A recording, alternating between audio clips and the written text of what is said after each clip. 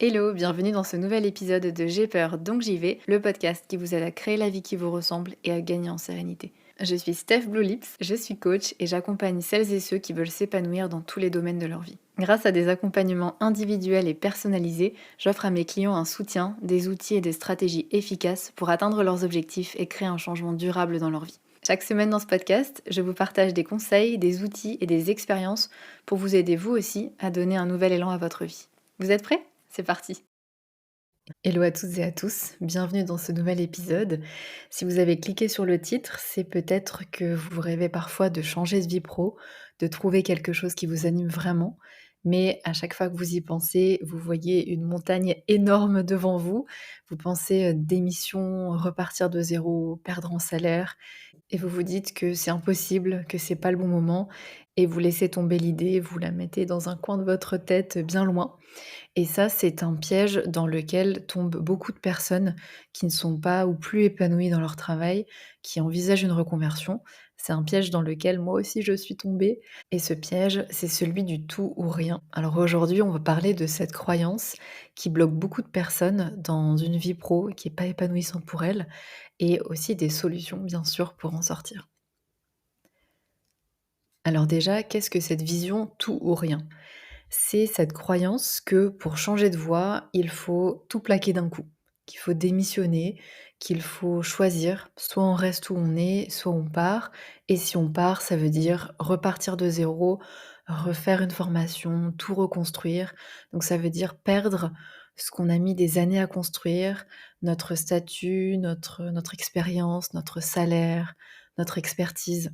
Et forcément, tout ça, ça vient avec le fait de prendre des risques, parfois de gros risques de perdre en revenus, voire de pas avoir de revenus du tout pendant un moment, et prendre aussi le risque, d'impacter les gens autour de nous, de bouleverser l'équilibre familial, les projets qu'on avait, les vacances, parfois même notre capacité à rembourser un crédit immobilier, et on se dit: «Qu'est-ce que les gens vont penser autour de nous?» Ils vont se dire: «Bah, attends, il ou elle avait une situation stable et elle a tout quitté, mais pourquoi en fait? Elle a perdu la tête, et puis après toutes ces années d'études et puis à son âge, voilà, on a aussi peur de tous ces jugements-là des personnes qui nous entourent, et donc dans notre tête, se reconvertir égale bouleverser complètement sa vie, faire un saut dans le vide. Et bien sûr, cette image-là, elle nous paralyse complètement. Parce que bien sûr que c'est effrayant, bien sûr que ça fait peur. Alors on reste, on se dit qu'on n'a pas le choix, qu'on peut pas se le permettre, qu'on peut pas se permettre de changer maintenant, qu'on verra plus tard. Et le problème, c'est que cette vision tout ou rien, soit je reste, soit je quitte tout et je change tout, elle est complètement fausse. Mais c'est une image que les médias aiment beaucoup entretenir. En fait, ils adorent les histoires spectaculaires. Il quitte son job de banquier pour devenir éleveur de chèvres dans le Cantal. Ou elle quitte son job de cadre dans la finance pour devenir prof de surf au Costa Rica. Voilà, c'est ce genre de titre-là. C'est vendeur, ça fait rêver, ça fait cliquer. C'est inspirant aussi, hein, bien sûr, c'est inspirant de voir ce type de parcours, mais pour beaucoup, bah, ce type de changement, de virage, c'est pas possible, et puis surtout, ça nous donne une vision binaire de la reconversion qui est problématique. Parce que premièrement, bah, ça nous paralyse complètement.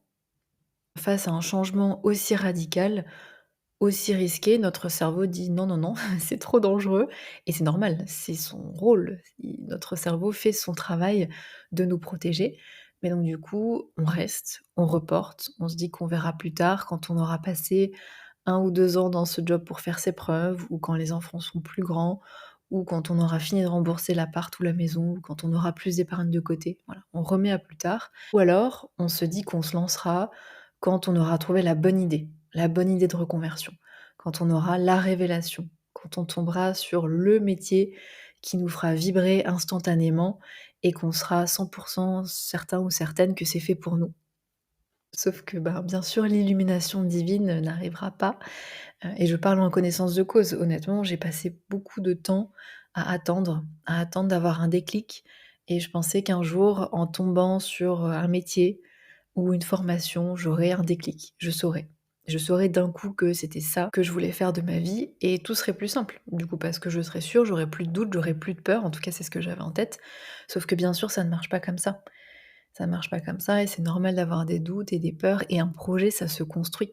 Et puis la clarté, elle vient aussi en avançant, en marchant, en entamant une vraie réflexion, en creusant, en passant à l'action, même des petites actions.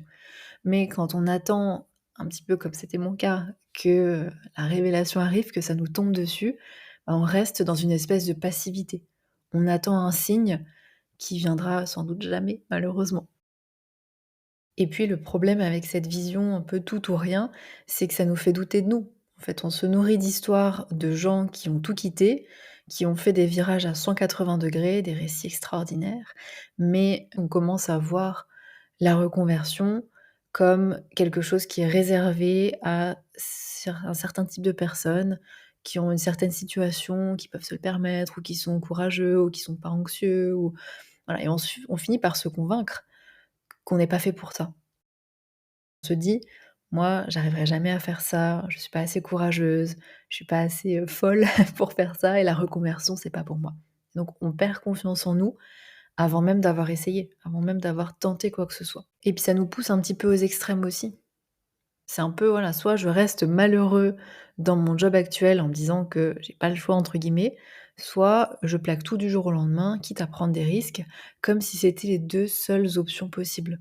Mais en réalité, déjà premièrement, rester dans un job qui ne nous convient plus, c'est aussi prendre un risque. Alors ça nous paraît moins risqué comme ça, parce que c'est pour le cerveau, c'est une zone connue, donc ça nous paraît moins risqué que l'inconnu, mais il y a le risque de s'épuiser, de burn-out, parfois de bore-out pour, voilà, quand on s'ennuie et puis ça nous fait perdre confiance en soi, en fait, de rester dans un job, un quotidien pro où on se sent plus aligné. Ça impacte la confiance en soi, ça impacte la motivation. Alors bien sûr au travail, mais aussi dans notre vie privée. Quand on passe toute la journée à être un peu à plat, on y passe quand même, 7-8 heures par jour, plus pour certaines personnes. Eh bien, c'est compliqué quand on rentre le soir, de trouver la motivation de faire plein de trucs alors que, on n'était pas dans cette énergie durant la journée. Et puis, il y a le risque aussi que la frustration qu'on ressent dans notre quotidien au travail déborde sur notre vie privée, sur nos relations, dans le couple, avec nos enfants. Voilà, on perd patience, on est énervé, on est frustré, on peut pas vraiment cloisonner, vie pro et vie perso malheureusement. Dans la réalité, c'est compliqué. Quand on est malheureux, dans sa vie pro, ben oui, ça rejaillit et ça finit par rejaillir dans le perso. Et puis on prend aussi le risque de se réveiller dans 10 ans en se demandant ce qu'on a fait de notre vie et le sentiment d'être passé à côté de quelque chose. Et puis, quand on entretient aussi cette vision du tout ou rien, on passe à côté d'une réalité importante qui est que il existe plein de façons de changer de voie. Des façons beaucoup plus douces, beaucoup plus progressives, beaucoup plus sécurisantes.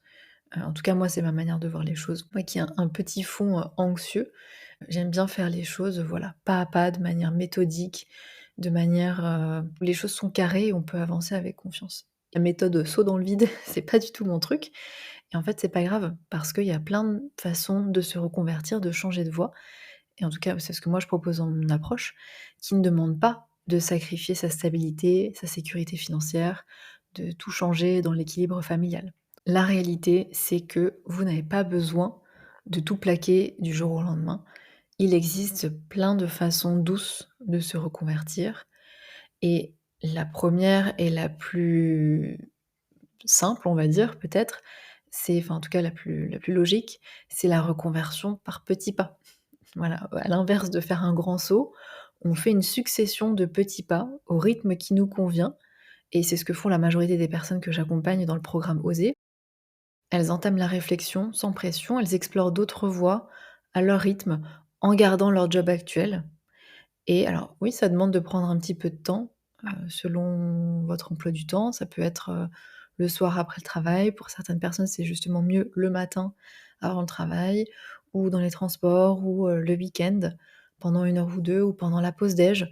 Voilà, mais essayez de trouver un petit peu de temps pour faire ça par petits pas. Alors oui, c'est sûr que ce serait plus simple, d'avoir le chômage et d'avoir tout le temps à consacrer à réfléchir à une reconversion, mais il y a pas besoin d'avoir tout son temps pour, avancer sur ces sujets-là Et au contraire, en fait, moi, ce que je constate, c'est que parfois les personnes qui attendent de plus être dans leur emploi pour réfléchir, bah, une fois qu'elles ont tout leur temps, il y a quand même une certaine pression de: «Il faut que je trouve vite, il faut que ça déroule rapidement parce que, ben, mes droits au chômage expirent dans tant de temps ou parce que, bah, je peux pas rester sans rien faire pendant X semaines, X mois». Sauf que, bah, c'est une démarche qui prend du temps et c'est pour ça que moi je recommande vraiment de ne pas attendre que ce moment parfait. C'est tout à fait possible de mener cette réflexion à côté d'un travail à temps plein et d'une vie chargée. Mais alors, concrètement, ça ressemble à quoi ces petits pas? Ben, déjà, c'est commencer par de l'introspection. C'est la base. Je sais qu'on a souvent vite envie de commencer à chercher qu'est-ce que je pourrais faire d'autre, quel métier. Mais en fait, c'est très important de prendre le temps de regarder vers soi d'abord, de prendre le temps de vraiment identifier vos besoins professionnels. Qu'est-ce qui vous manque dans votre travail actuel? Qu'est-ce qui vous frustre? Explorer vos aspirations profondes, pas ce que vous devriez vouloir, pas ce qui ferait bien sur le papier, mais ce qui vous anime vraiment. Qu'est-ce qui vous fait vibrer dans la vie en général? Qu'est-ce qui vous motive? Qu'est-ce qui vous fait vous sentir vivant? Redécouvrez aussi vos talents naturels, peut-être même ceux que vous avez mis de côté depuis des années, ceux dont vous n'avez pas forcément, conscience aussi. C'est un peu ces compétences qui viennent, facilement et que parfois on a tendance à minimiser. Et voilà, donc faire tout ce travail d'introspection, là je vous ai donné quelques exemples, mais ensuite, une fois que vous avez recueilli tous ces éléments sur vous, sur votre fonctionnement, votre personnalité, vos besoins et cetera, vous allez pouvoir faire émerger des pistes qui vous correspondent. Explorer ces pistes, ça peut être discuter avec quelqu'un qui exerce, un métier qui vous intrigue, lire des articles sur un secteur qui vous attire, même vous inscrire à une formation courte. Il y a plein de formations gratuites pour plein de choses et ça peut vous permettre de tester, un domaine, une compétence, voir si, entendre parler d'un sujet pendant, X heures d'affilée, ça vous saoule ou pas. Bah, voilà, ça peut vite vous donner des réponses. En tout cas, chacun de ces petits pas-là vous fait avancer sans risque, sans engagement définitif. Et ça, c'est important de l'avoir en tête. Parce que je sais que ça peut faire peur même de juste commencer cette réflexion, alors que ça n'engage à rien. Même d'explorer des pistes, de discuter avec des professionnels, tout ça, ça n'engage à rien. Mais j'ai remarqué ça chez beaucoup de personnes que j'accompagne à trouver leur voie. Il y a cette peur que si je commence à réfléchir vraiment, à avancer dans ce processus, bah, je vais être obligée de concrétiser, le projet qui ressort et ensuite de tout changer. Et d'ailleurs, c'est ce qui, moi aussi, m'a longtemps bloquée dans ma propre reconversion. En fait, j'avais peur de trouver une réponse et ensuite, bah, ouais, maintenant il va falloir passer à l'action et ça fait peur. C'est quelque chose qui me bloquait beaucoup et qui peut bloquer beaucoup de personnes, donc je vais vous le partager aujourd'hui. Réfléchir à sa carrière ou à ce qu'on veut faire de la suite de sa carrière n'engage à rien d'autre que réfléchir. C'est ce que je dis toujours aux personnes du programme Oser et d'ailleurs même quand elles ont fini le programme, quand elles sont au clair sur ce qu'elles veulent, quand elles ont un projet concret, un plan d'action, elles ne sont pas obligées de le concrétiser immédiatement. Vous décidez, vous avez la main sur tout. Vous restez maître du processus à chaque étape.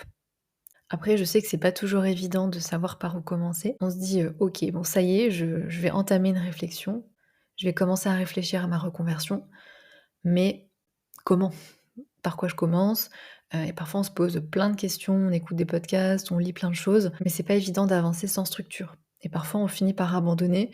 Donc si ça vous parle, j'ai créé un carnet de bord spécial reconversion qui est gratuit. C'est un «guide» entre guillemets qui est à faire sur 5 jours. 5 jours pour poser les bases de votre reconversion. Donc vous n'avez pas besoin d'énormément de temps, environ 5 à 15 minutes par jour et à chaque fois, vous aurez des exercices pour vous aider à prendre du recul sur votre situation actuelle, pour, identifier vos besoins pro, pour redécouvrir vos talents naturels, pour, vous projeter dans une vie pro qui vous fait vibrer. Donc c'est un carnet que j'ai spécialement conçu pour vous aider à mettre le pied à l'étrier, à démarrer votre exploration de façon simple, de façon méthodique, sans pression, mais avec une direction claire et qui va déjà vous amener à des prises de conscience et de la clarté sur, des éléments qui sont très, très importants pour, la suite Pour télécharger gratuitement ce carnet-là, je vous mettrai le lien dans la description de l'épisode ou bien vous pouvez le retrouver, le lien est pas hyper facile, mais vous pouvez le retrouver sur stephbluelips.system.io/carnet de bord, tout attaché. Donc ça s'écrit STEFBLUELIPS .system, SYSTEME, .io/carnet de bord. Carnet de bord, bah, comme ça s'écrit, tout collé, sans tiret, sans rien. Et voilà, vous pourrez télécharger ce carnet-là gratuitement et commencer, cette méthode des petits pas, qui est une façon, douce de commencer à réfléchir et d'avancer dans votre reconversion sans prendre de risques, sans vous engager et sans, voilà, tout chambouler d'un coup. Et puis vous avez aussi la possibilité, pour avancer de manière hyper efficace sans tout chambouler encore une fois, c'est de tester vos idées grandeur nature. Parce que bien sûr, il n'y a pas de meilleur moyen d'avoir si un métier est fait pour vous que de tester, de le vivre au quotidien. Et donc pour ça, vous pouvez profiter de dispositifs comme, alors j'arrive jamais à retenir l'acronyme, PMSMP. C'est période de mise en situation en milieu professionnel. Ça vous permet de passer quelques temps, quelques jours, semaines dans une entreprise et découvrir un métier de l'intérieur. De vraiment voir au quotidien comment ça se passe. Après, vous pouvez aussi faire des journées d'observation avec des personnes qui sont d'accord de vous prendre avec elles. J'ai une cliente que j'ai accompagnée avec le programme OSER qui envisageait de devenir diététicienne. Ça l'intéressait à plein de niveaux, mais en accompagnant une diététicienne sur le terrain, dans son quotidien, elle s'est rendue compte que voir des patients toute la journée, ça lui plaisait pas, ça lui convenait pas, ça convenait pas à sa personnalité.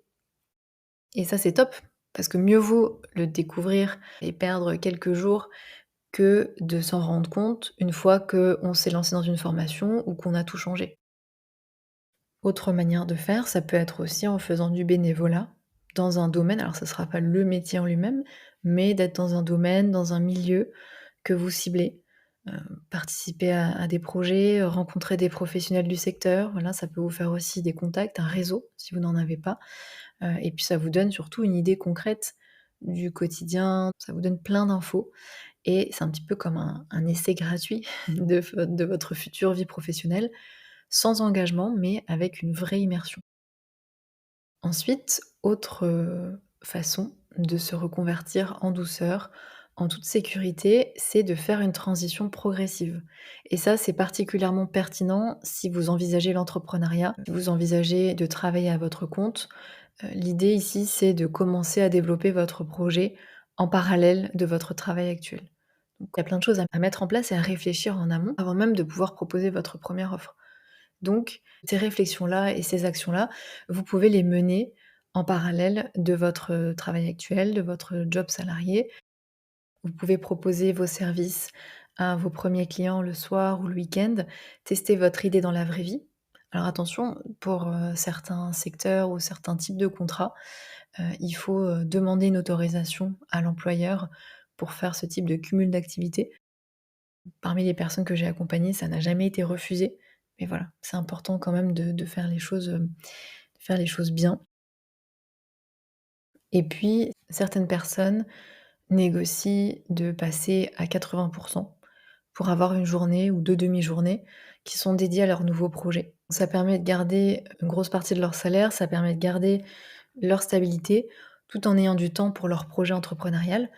Et puis d'autres profitent, du télétravail aussi, parce que du coup, il y a pas les allers-retours, donc ça peut être aussi, intéressant de demander du télétravail, ce qui vous permet d'économiser, pour certaines personnes, beaucoup de temps de trajet, temps et énergie que vous pourrez consacrer à développer votre projet. Cette transition progressive, c'est ce qu'a fait une de mes clientes. Elle voulait devenir assistante virtuelle, que ça lui permettait d'avoir plus de liberté, plus de flexibilité, pouvoir travailler en ligne d'où elle voulait. Mais voilà, le temps de construire son activité, son offre, de trouver ses premiers clients, bah, elle a choisi de lancer son activité en mode side business, c'est-à-dire à côté de son travail, en proposant ses services quelques heures par semaine, en étant très claire sur le fait qu'elle n'était pas tout le temps dispo. Mais ça n'a pas posé problème et ça lui a permis à la fois de tester que ça lui plaisait vraiment et à la fois aussi de se constituer une clientèle avant de franchir le pas. Et une fois qu'elle a vu qu'il y avait du potentiel, qu'il y avait de la demande, elle a franchi le pas.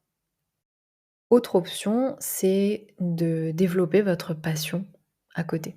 Alors, si vous avez une passion ou même un hobby ou un projet perso que vous aimeriez développer, je sais pas, un livre, un podcast, l'idée, ça va être de développer ce projet personnel en parallèle. En parallèle de votre travail actuel. Encore une fois, ça demande de l'organisation, ça demande, parfois de la créativité quand on a effectivement un emploi du temps chargé, quand on a, plein de responsabilités, une vie familiale et cetera.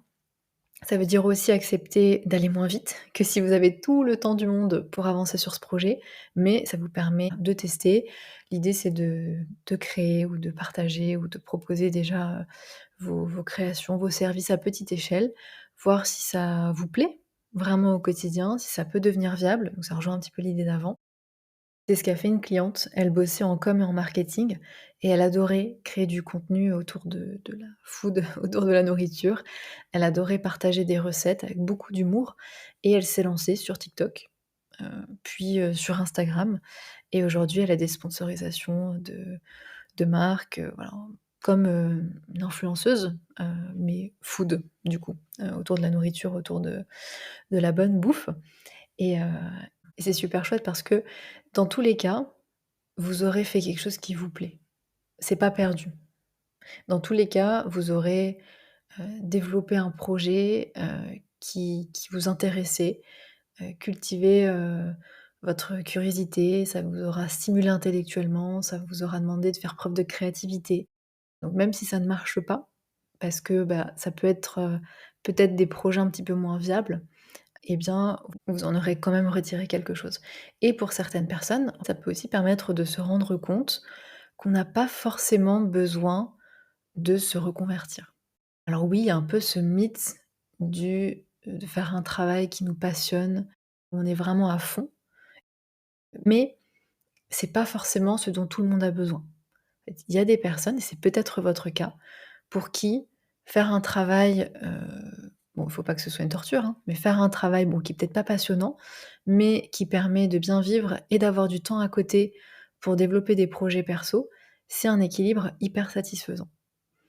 Et donc c'est aussi quelque chose à considérer, parce que c'est vrai qu'on parfois on peut avoir tendance à mettre beaucoup d'emphase sur le travail et vraiment y chercher une source d'épanouissement, de sens, de passion et cetera. Mais ça peut être aussi, un format et c'est un format qui convient à plein de gens, heu, une option que de développer tout ça à côté et d'enlever un petit peu de pression au travail. Alors bien sûr, il ne faut pas que vous détestiez votre travail et que ça vous rende vraiment malheureux, mais ça peut être aussi, une option.